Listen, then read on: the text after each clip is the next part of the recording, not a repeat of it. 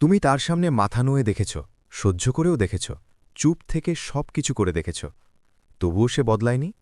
তাহলে হয়তো সমস্যা এই নয় যে তুমি কম করেছ, হয়তো সমস্যা এই যে তুমি থামতে ভুলে গেছ। তুমি বাইরে থেকে ঠিকঠাক দেখাও, কাজও করো, মানুষের সঙ্গে কথা বলো, কিন্তু মাথা বারবার সেই এক মানুষটার ওপর আটকে যায়। আর সবচেয়ে অদ্ভুত কথা জানো কি, সবকিছু দেওয়ার পরেও তোমাকে এমন অনুভব করানো হয় যেন তুমি কম ছিলে। আজকের এই ভিডিও কারু মনানোর জন্য নয়, এখানে কোনো চাল নেই, কোনো ট্রিক নেই। আজ কথা সেই জায়গার যেখানে ভালো মানুষরা নিজেই মানুষ ধীরে ধীরে হারানো শুরু করে, লড়াই ছাড়াই, আওয়াজ তুলো ছাড়াই, আর বোঝে না যে তারা ভুল জায়গায় নমছে। যদি কোথাও ভিতরেই এই প্রশ্ন এখনও ঘুরপাক খায়, আমার আসল মূল্য কি, তাহলে এই ভিডিওটা শেষ পর্যন্ত দেখো, কারণ সামনে কাউকে বদলানোর কথা থাকবে না। সামনে হবে সেই বোঝাপড়া যেখান থেকে মানুষ নিজেকে ফিরে পাওয়া শুরু করে। তো চলো শুরু করি প্রথম পয়েন্ট দিয়ে, যেখানে বেশিরভাগ মানুষ নিজের সবচেয়ে বড় শক্তিটা নিজের হাতেই ছেড়ে দেয়। প্রথম পয়েন্ট, যখন তুমি বোঝানো বন্ধ করো তখনই অন্যজন চিন্তা করতে শুরু করে। এখন একটু শান্ত করে এই কথা শোনো, কারণ এখানেই প্রায়ই ভালো মানুষরা নিজেরাই তাদের সবচেয়ে বড় শক্তি অজান্তেই ছেড়ে দেয়।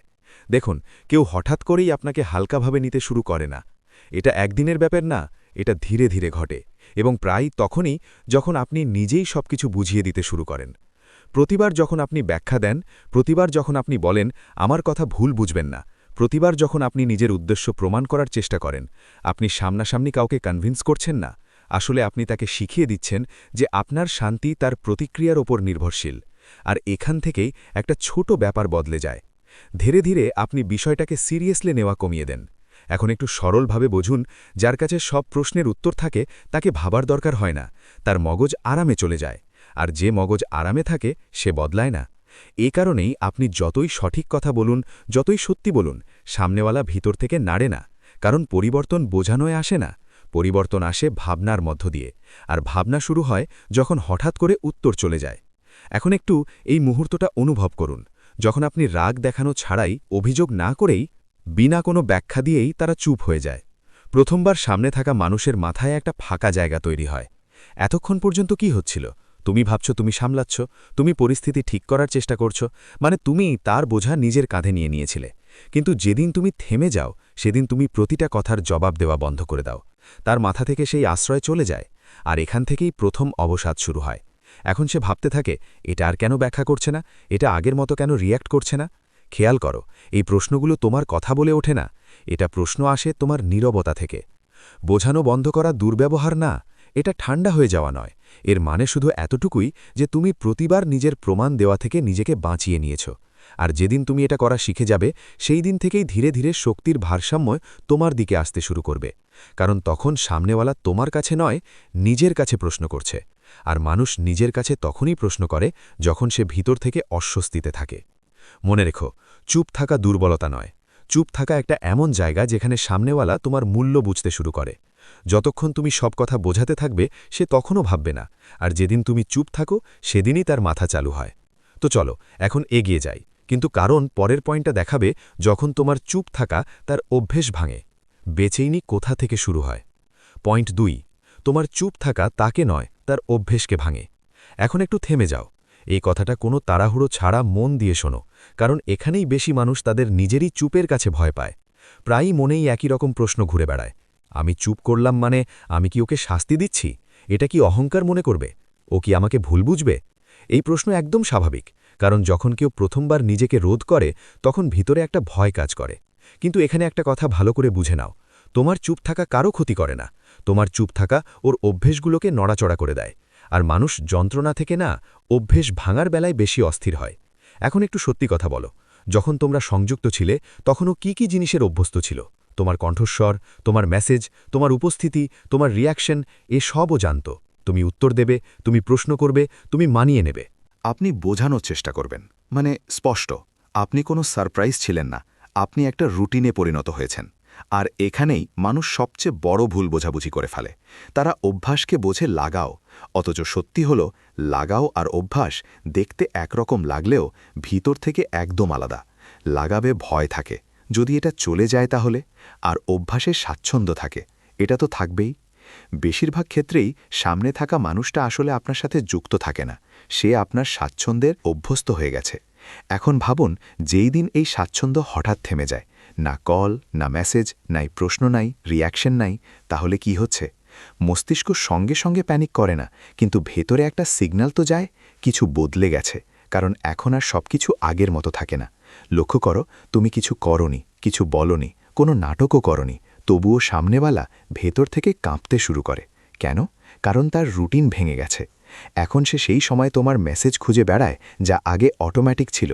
এখন সে সেই কণ্ঠ মিস করে যা আগে গ্যারেন্টিড ছিল। আর এখান থেকেই তার মাথায় প্রথমবার একটা প্রশ্ন জাগে, হঠাৎ কি হলো? কেন হলো? ভালো করে শোনো, এই প্রশ্ন তোমার বোঝানোর থেকেও আসে না, এই প্রশ্ন আসে তোমার চুপ থাকার থেকেও। এখন এখানে একটা খুব জরুরি পার্থক্য আছে, বুঝো। যদি তুমি রেগে চুপ থাকো, ওকে ইগো মনে হয়। যদি তুমি দুঃখে চুপ থাকো, ওকে দুর্বলতা মনে হয়। কিন্তু যদি তুমি শান্তিতে চুপ থাকো, নিজের সম্মানে চুপ থাকো, তাহলে সামনে থাকা মানুষ এটা পরিবর্তন মনে করে। আর মানুষ পরিবর্তন থেকে ভয় পায়। এখন একটা ছোট্ট দৃশ্য ভাবো, প্রতি সন্ধ্যায় একটা নির্দিষ্ট সময় কথা হতো, এটা তার জীবনের একটা অংশ হয়ে উঠেছিল। তারপর হঠাৎ করে সেই সন্ধ্যা ফাঁকা হয়ে যায়। এখন সেই সন্ধ্যা তাকে তোমার কথা মনে করিয়ে দেয়, তোমার উপস্থিতির না, তোমার অভ্যেসের অভাবে। এখান থেকেই অশান্তি শুরু হয়, এখান থেকেই ভাবনা শুরু হয়, আর এখানেই মানুষ প্রথমবার তোমাকে হালকাভাবে নেওয়া বন্ধ করে দেয়। এখন একটা কথা ভালো করে বুঝে নাও, তোমার চুপ থাকা কোনো আবেগঘন আক্রমণ নয়, এটা কোনো ম্যানিপুলেশন নয়, এটা শুধু এটুকুই, তুমি তার কমফর্ট জোন ভেঙে দিয়েছ। আর কমফর্ট জোন ভাঙলেই মানুষকে নিজের সঙ্গে কথা বলতে হয়। এখন এই পয়েন্টের সবচেয়ে পরিপক্ক কথা শোনো, এখন এই চুপ থাকা কাউকে ফিরিয়ে আনার জন্য রাখা হয় না, এখন এই চুপ থাকা নিজের কাছে ফিরে আসার জন্য রাখা হয়। কিন্তু প্যারাডক্স এখানেই, যখন তুমি নিজের মধ্যে ফিরে যাও, সামনে যে মানুষটা থাকে সে তোমাকে খুঁজতে শুরু করে, কারণ সে এখন তোমার অভ্যাস হারিয়েছে। আর মানুষ অভ্যাস হারানোর পরই তার মূল্য বুঝতে পারে। এই কথা মনে গেঁথে নাও, তোমার চুপ্পি তাকে ব্যথা দেয় না, বরং ভাবতে বাধ্য করে। আর ভাবনাই শুরু হয় ঠিক সেখানে যেখানে অভ্যাস ভেঙে যায়। যদি এই কথাগুলো শুনে তোমার মনে হয় যে এগুলো তোমার জীবনের সঙ্গে সরাসরি জড়িত, তাহলে এই ভিডিওটি লাইক করে দাও আর চ্যানেলটা সাবস্ক্রাইব করে নাও, কারণ পরের পয়েন্টটা এখান থেকে আরও গভীরে নিয়ে যাবে, যেখানে কথা হবে যখন অভ্যাস ভেঙে যায় কখন। সেলফ রেসপেক্ট কিভাবে বলা হয় না, অনুভব করানো হয়। পয়েন্ট 3, সেলফ রেসপেক্ট দেখাতে হয় না, অনুভব করানো হয়। এখন একটু এখানে থামুন, এই কথা সরাসরি মাথায় না নিয়ে একটু ভিতর থেকে শুনুন, কারণ সেলফ রেসপেক্ট এমন কিছু নয় যা বলা হয়ে বোঝানো যায়। এটা এমন কিছু যা সামনে থাকা মানুষ আপনার আচরণ থেকে নিজেই অনুভব করে। বেশিরভাগ মানুষ এই ভুলটাই করে, তারা ভাবেন সেলফ রেসপেক্ট দেখাতে হয়, কখনো কথায়, কখনো অ্যাটিটিউডে, কখনো এমন ভাব দেখিয়ে যে আমি কম নই। কিন্তু সত্যি কথা হলো, যেই মানুষ নিজের ভ্যালু বলে, আসলে সে নিজেকে প্রমাণ করার চেষ্টা করে। নিজের প্রতি সম্মান কখনো ঘোষণা করা হয় না, নিজের প্রতি সম্মান একটা অবস্থা। এখন লক্ষ্য করো, যখন তুমি বারবার ব্যাখ্যা দাও, প্রতিটা বিষয় পরিষ্কার করো, প্রতিটা প্রতিক্রিয়া ঠিক করার চেষ্টা করো, তখন সামনেওয়ালা তোমাকে শক্তিশালী মনে করে না, সে তোমাকে বুদ্ধিমান মনে করে না, বরং ম্যানেজেবল ধরে। আর যেখানে কেউ তোমাকে ম্যানেজ করতে শুরু করে, সেখান থেকেই সম্মান ধীরে ধীরে কমতে থাকে। এখন এটা একটা খুব গুরুত্বপূর্ণ পার্থক্য বুঝে নাও, নিজের প্রতি সম্মানের মানে রাগ করা নয়, নিজের প্রতি সম্মানের মানে ঠান্ডা হয়ে যাওয়া নয়, নিজের প্রতি সম্মানের মানে আপনি ঠিক করে ফেলেন যে আপনার অনুভূতিগুলো সবাইকে দেখাবেন না। ভাবুন তো, যখন আপনি শান্ত থাকেন, বেপরোয়া হয়ে না ওঠেন, প্রতিটা বিষয়ে রিয়্যাক্ট করেন না, তখন কি বদলায়? প্রথমবারের মতো সামনে থাকা মানুষ আপনাকে কন্ট্রোল করতে পারে না, বরং সে আপনাকে একটা স্থির অবস্থায় দেখে। আর স্থির মানুষ সবসময় ওদের জন্য অস্বস্তিকর লাগে যারা কন্ট্রোল করতে অভ্যস্ত। মনে রাখবেন, শক্তিশালী হওয়া মানে চিৎকার করা নয়, শক্তিশালী হওয়া মানে রিয়াকশন থামাতে পারা। যখন আপনি ভয় ছাড়া চুপ থাকতে পারেন, ভাবেন না ওরা কি ভাববে, ঠিক সেই মুহূর্তে আপনার নিজের প্রতি সম্মান অনুভব শুরু হয়। এখন একটা ছোট্ট সাধারণ উদাহরণ ধরো, আগে যদি সামনেওয়ালা দেরিতে উত্তর দিত, তোমার মন অস্থির হয়ে যেত, তুমি ভেবেছিলে নিজেকে বুঝিয়ে বলতেও। এখন কি বদলেছে? এখন উত্তর দেরিতে আসে আর তুমি নিজের কাজে ব্যস্ত থাকো, না কোনো প্রশ্ন, না অভিযোগ, না কোনো ভিতরের অস্থিরতা, শুধু শান্তি। এখন বলো, এই বদল সামনে ওর চোখে পড়বে না? ও স্পষ্টভাবে অনুভব করবে। এখন এটা আমার রেসপন্স থেকে নয়, ঠিক এখানেই সেলফ রেসপেক্ট কেবল বলা হয় না, অনুভব করানো হয়। খেয়াল করো, যার মধ্যে সত্যিই সেলফ রেসপেক্ট থাকে, সে নিজেকে বুঝিয়ে বলার চেষ্টা করে না। ওর নীরবতায় তার সীমা থাকে। এখন একটা শেষ কিন্তু খুব গভীর কথা শুনুন। যদি আপনি ভয়ে চুপ থাকেন তাহলে সেই নীরবতা দুর্বলতা হয়ে যায়, কিন্তু যদি আপনি স্থির চিত্ত চুপ থাকেন তাহলে সেই নীরবতা সম্মান হয়ে যায়। আর সম্মান কাউকে ভয় দেখায় না, কিন্তু ভেতর থেকে ঝকঝকে করে দেয়। এই লাইনটা মনে গেঁথে নিন। যেদিন আপনি নিজেকে প্রমাণ করার দরকার ছেড়ে দেন, সেদিনই আপনার উপস্থিতি সবচেয়ে বেশি প্রভাব ফেলে। এটাই নিজস্ব সম্মান। দেখা যায় না, কিন্তু ভুলতে পারা যায় না। তো চলুন এবার এগিয়ে যাই, কারণ পরের পয়েন্ট বলবে যখন নিজস্ব সম্মান ভেতরে গেঁথে যখন তুমি চলে যাও, তখন তুমি কিভাবে নিজের জীবনে ফিরে আসো। পয়েন্ট 4, নো কন্ট্যাক্ট কোনো শাস্তি নয়, এটা একটা পাওয়ার শিফট। এখন একটু থেমে শোনো। এই পয়েন্টটা তাড়াহুড়ো করে বুঝো না, কারণ নো কন্ট্যাক্ট যত ছোট শব্দ ততটাই ভুল বোঝা হয়ে থাকে। বেশিরভাগ মানুষ নো কন্ট্যাক্ট শুনলেই সরাসরি ভাবতে শুরু করে এটা শাস্তি দিচ্ছে, এটা অহংকার দেখাচ্ছে, এটা সামনে ওকে জ্বালাতে চাচ্ছে। কিন্তু সত্যি কথা হলো, নো কন্ট্যাক্টের মধ্যে এমন কিচ্ছু নেই। আসলে নো কন্ট্যাক্ট নয় শাস্তি, নয় বদলা, নয় কোনো চালাকি। নো কন্ট্যাক্ট আসলে একটা পাওয়ার শিফট। সাইকোলজির একটা সরল নিয়ম আছে, শক্তি সেখানে চলে যায় যেখানে আপনার মনোযোগ চলে যায়। সহজ ভাষায় বলি, যখন আপনি কারো সঙ্গে আবেগে জড়িয়ে থাকেন, তখন সারাদিন আপনার মনোযোগ কোথায় থাকে? তার রিপ্লাইতে, তার অনলাইন অফলাইনে, তার মুডে, তার নীরবতায়। মানে সত্যি কথা হলো, আপনি সেখানে থাকেন না যেখানে আপনার শরীর আছে, আপনি সেখানে থাকেন যেখানে আপনার মনোযোগ আটকে থাকে। আর খেয়াল রাখবেন, যেখানে আপনার মনোযোগ চলে যায় সেখানে আপনার এনার্জিও ধীরে ধীরে সরে যায়। এখন নিজেকে একটুখানি সৎ প্রশ্ন করুন, সেই ফেজে কি আপনি নিজেকে শক্তিশালী মনে হচ্ছিল?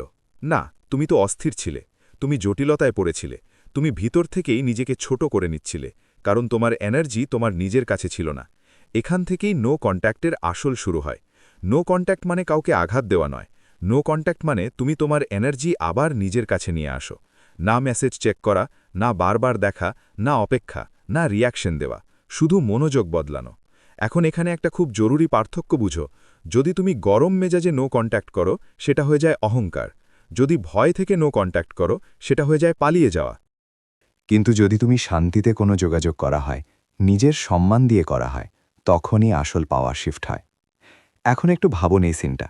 যে মানুষটাকে আপনি প্রতিদিন অ্যাটেনশন দিচ্ছিলেন, যার মুড দিয়ে আপনার দিন ঠিক হতো, হঠাৎ করে সেই অ্যাটেনশন বন্ধ। না কোনো ব্যাখ্যা, না কোনো ঘোষণা, না কোনো নাটক, শুধু নিজের জীবনে এগিয়ে চলছেন। এখন ওর মধ্যে প্রথমে কি হয়? বিভ্রান্তি, তারপর উদ্বেগ, তারপর প্রশ্ন আসে, যে ও কেন রিয়্যাক্ট করছে না? আগের মতো কেন নেই? ওর প্রায়োরিটি কি বদলে গেছে? লক্ষ্য করুন, এই প্রশ্নগুলো এখন আর আপনার কথাগুলো থেকে আসে না। এই প্রশ্ন এখন আর আপনার চুপচাপ সরে গেলে তারা আসে। আর এখান থেকেই পাওয়ার শিফট শুরু হয়। এখন একটা কথা ভালো করে বুঝে নাও, যেই মানুষ সবসময় উপলব্ধ থাকে, সে ধীরে ধীরে টেকেন ফর গ্র্যান্টেড হয়ে যায়। রেসপেক্ট আসে সেই জায়গা থেকে যেখানে অ্যাক্সেস অটোমেটিক হয় না। নো কন্ট্যাক্ট এই অ্যাক্সেসটাই বদলে দেয়। এখন তুমি সব প্রশ্নে জবাব দাও না, সব ইমোশন এক্সপ্লেইন করো না, সব কনফিউশন ক্লিয়ার করো না। আর এই থেকেই তোমার ভ্যালু তোমার কাছে দেখা যায় না, অনুভব হয়। কিন্তু খেয়াল রেখো, নো কন্ট্যাক্টের সবচেয়ে বড় প্রভাব সামনেওয়ালার ওপর পড়ে না, সবচেয়ে বড় প্রভাব পড়ে তোমার ওপর। এখন আপনার মন ধীরে ধীরে শান্ত হয়ে আসে, ঘুম ভালো হয়, মনোযোগ আপনার জীবনে ফিরে আসে। আর যখন আপনি নিজের মধ্যে স্থিতিশীল থাকেন, তখন কেউ আপনাকে নাড়াতে পারে না। এটাই আসল শক্তি। এখন একটা শেষ কথা মন থেকে শুনুন।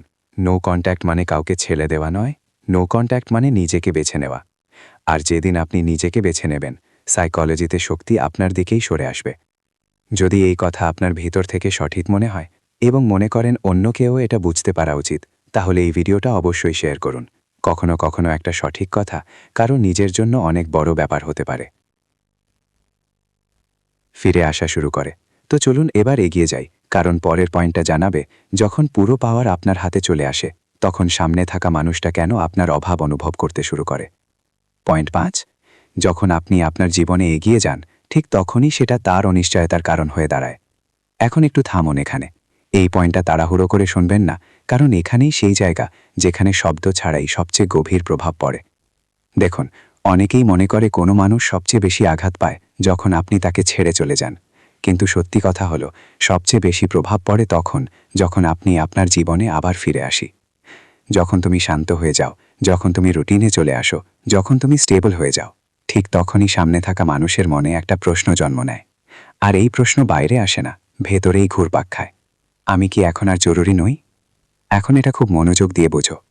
যতক্ষণ তুমি দুঃখে, অস্থিরতায়, বিভ্রান্তিতে থাকো, ততক্ষণ সামনে থাকা মানুষ নিজেকে গুরুত্বপূর্ণ মনে করে। কারণ সে ভাবে এটা আমার কারণে হচ্ছে, তার অবস্থা আমার সঙ্গে জড়িত, আমি তার জীবনের কেন্দ্রবিন্দু। কিন্তু সেই দিন যখন তুমি কাঁদা বন্ধ করে দাও, শিকায়েত করা বন্ধ করে দিই, রিয়্যাক্ট করা বন্ধ করে দিই, আর শুধু বাঁচতে শুরু করি, ঠিক সেই দিনেই তার মধ্যে প্রথমবার ইনসিকিউরিটি তৈরি হয়। এখন মনোযোগ দাও। এই ইনসিকিউরিটি আসে এই কারণে নয় যে তুমি খুশি, বরং আসে এই কারণে যে তুমি তার ছাড়াও ঠিক আছো। মানুষ সেই জিনিস নিয়ে ইনসিকিউর হয় না যা তার নিয়ন্ত্রণে থাকে। ইনসিকিউরিটি তখনই তৈরি হয় যখন নিয়ন্ত্রণ সীমা ছাড়িয়ে যেতে থাকে।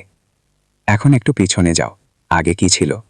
তুমি পাওয়া যেতেই, তুমি মানিয়ে নিতেই, তুমি বুঝিয়ে বলতে, তুমি রিয়্যাক্ট করতে। অর্থাৎ তুমি প্রেডিক্টেবল ছিলে। আর যখন যদি কেউ আপনাকে আগে থেকেই বুঝতে পারে, মানে সে আপনাকে নিয়ন্ত্রণে নিয়েছে। এখন কি বদলেছে? এখন আপনি নিজের সময় মতো ওঠেন, নিজের কাজ করেন, নিজের শরীরের যত্ন নেন, নিজের মন সামলান। আর প্রতিটা মেজাজের জবাব দিতে হয় না, প্রতিটা নীরবতাকেই জরুরি ভাবা লাগে না। আর এই পরিবর্তনটাই সামনে থাকা মানুষটাকে সবচেয়ে বেশি ঝাঁকিয়ে দেয়। কারণ এখন সে আপনাকে বুঝতে পারছে না। সে ঠিক করতে পারছে না আপনি কখন ভেঙে পড়বেন, বুঝতে পারছে না আপনার অবস্থা তার নিয়ন্ত্রণে আছে কিনা। আর এখান থেকেই তার ভেতরে অনিরাপত্তার বীজ গড়ে ওঠে। এখন একটা খুব ভালো কথা বুঝে নিন।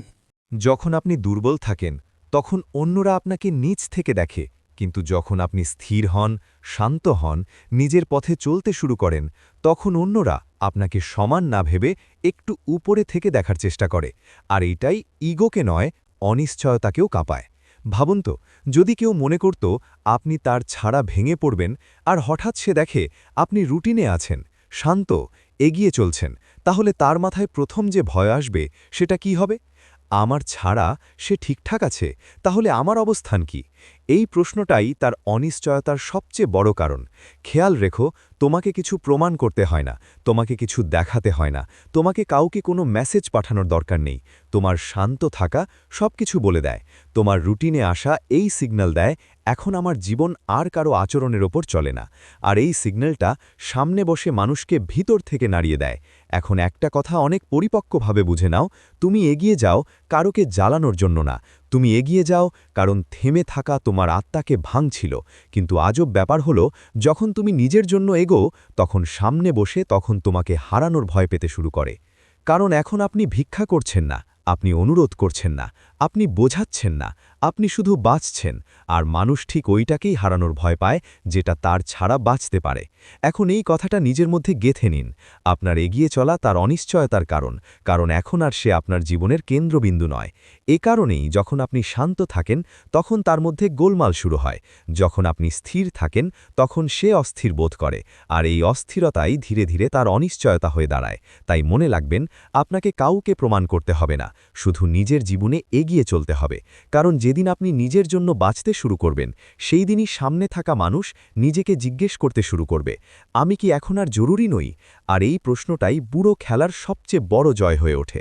তো চলুন এখন এগিয়ে চলি, কারণ পরের পয়েন্ট খুব শান্তভাবে দেখাবে যে যেদিন আপনি সত্যি ছেড়ে দেন, সেদিনই খেলা পুরোপুরি পাল্টে যায়। পয়েন্টগুলো, যেদিন আপনি সত্যি ছেড়ে দেন, সেদিনই খেলা পাল্টে যায়। এখন একটু এখানে এক মুহূর্তের জন্য সবকিছু ধীর করে দিন, কারণ এটা শেষ পয়েন্ট এবং এখানেই বেশিরভাগ মানুষ এসে থমকে যায়। যাওয়া। দেখো, ছেড়ে দেওয়া শুনতে খুব সহজ লাগে, কিন্তু বাস্তব জীবনে ছেড়ে দেওয়াই সবচেয়ে কঠিন কাজ।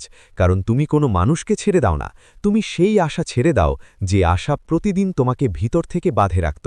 হয়তো সে বদলাবে, হয়তো পরের বার বুঝবে, হয়তো পরের মেসেজ সব ঠিক করে দেবে। আর এই আশা মানুষকে সবচেয়ে বেশি দুর্বল করে। এখন এখানে একটা খুব সৎ প্রশ্ন নিজেকে করো, তুমি সত্যি ছেড়ে দিয়েছ, নাকি শুধু বাইরের থেকে চুপ করে আছো আর ভিতর থেকে এখনও অপেক্ষা করছো? কারণ এখানেই পার্থক্য আসে। যখন তুমি বাহির থেকে শান্ত থাকেন কিন্তু ভিতর থেকে এখনও আশা ধরে রাখেন, সেটা সামনেওয়ালা টের পেয়ে যায়। কিন্তু যেদিন আপনি ভিতর থেকেও ছেড়ে দেন, সেই দিনেই সেই নীরবতা সবচেয়ে ভারী হয়ে ওঠে। এখন বুঝুন, সত্যিই ছেড়ে দেওয়া মানে কি? সত্যিই ছেড়ে দেওয়া মানে হল, আর দেখবেন না সে কি করছে, আর ভাববেন না সে কখন বদলাবে, আর মেনে নেবেন আপনার শান্তি তার সিদ্ধান্তের উপর নির্ভর করে না। যেদিন আপনি এই তিনটেই ছেড়ে দেন, সেই দিনই আসল খেলাটা পাল্টে যায়। এখন এখানে সবচেয়ে গুরুত্বপূর্ণ কথা মনোযোগ দিয়ে শুনুন। সেই দিন শুধু 2টা রাস্তা থাকে। প্রথমটা হলো সামনেওয়ালা বদলে যায়, কারণ এখন সে তোমার এনার্জি ফ্রিতে পাচ্ছে না, সে তোমার অ্যাটেনশন অটোমেটিক পেল না, সে তোমার ইমোশনাল রিয়াকশন গ্যারেন্টিড পায় না। এখন সে তোমাকে কন্ট্রোলে দেখছে না, বরং নিজে থেকে দূরে সরে যাচ্ছে। আর মানুষ সবচেয়ে বেশি এইটা সহ্য করতে পারে না যে যেটা একসময় তার জীবনের কেন্দ্র ছিল সেটা এখন নিজের মধ্যে সম্পূর্ণ স্বাভাবিক লাগছে। এখান থেকে তার মধ্যে ভয় জন্মায়, অস্থিরতা তৈরি হয়, এবং অনেক সময় এই ভয়েই তাকে বদলাতে বাধ্য করে। কিন্তু দ্বিতীয় রাস্তা, আর এই রাস্তা আগের থেকে আরও শক্তিশালী। আর একটা রাস্তা হলো সে বদলায় না, কিন্তু তখন আপনি স্পষ্টতা পেয়ে যান, আর স্পষ্টতাই সবচেয়ে বড় স্বাধীনতা। স্পষ্টতার মানে হলো এখন আর ভাবতে হবে না হয়তো এটা আমার ভুল ছিল, এখন আর ভাবতে হবে না যদি আমি একটু দাঁড়িয়ে থাকতাম, এখন আর ভাবতে হবে না কাশ ওটা বুঝতে পারত। এখন আপনাকে স্পষ্ট দেখায় আপনি কোথায় দাঁড়িয়েছিলেন আর সামনেওয়ালা কোথায় ছিল। আর এই স্পষ্টতাই আপনাকে সামনে এগোতে শক্তি দেয়। মাথায় রাখবেন, স্পষ্টতা ব্যথা দেয়, কিন্তু ভুয়া আশা থেকে অনেক কম। এখন একটু এই লাইনটা নিজের মধ্যে বসিয়ে নিন। যেদিন আপনি কোনো মানুষ তার শান্তিকে সবার ওপরে ধরে, ঠিক সেই দিন থেকেই আপনি হারানো বন্ধ করে দেন। দেখুন খেলা কিভাবে পাল্টে যায়। আগে আপনি ভয়ে ছিলেন, এখন আপনি শান্ত। আগে আপনি ধরে রাখার চেষ্টা করছিলেন, এখন আপনি মুক্ত। আর এখান থেকেই আপনার পুরো এনার্জি বদলে যায়। আপনার কথা বদলে যায়, আপনার হাঁটা বদলে যায়, আপনার থামা বদলে যায়, আর সবচেয়ে জরুরি আপনার নিজের সঙ্গে সম্পর্ক বদলে যায়। এখন যদি সামনেওয়ালা ফিরে আসে, তবুও আপনি ভিক্ষার মধ্যে থাকেন না, আপনি পছন্দে থাকেন। আর যদি সে ফিরে না আসে, তবুও আপনি ফাঁকা থাকেন না, আপনি মুক্ত। এই কারণেই এই মুহূর্তে 2 অবস্থায় জয় আপনারই হয়। এখন শেষ কথা খুব শান্তভাবে শুনুন।